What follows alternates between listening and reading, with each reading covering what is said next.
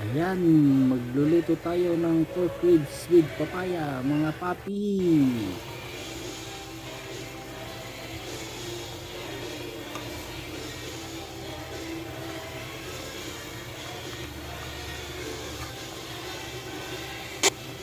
Ito na natin kung malambot na yung karne.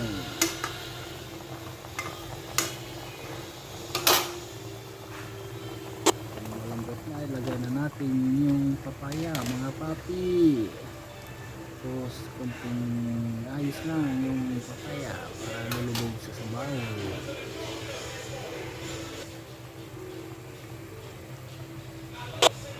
Takpan natin mga kapapi.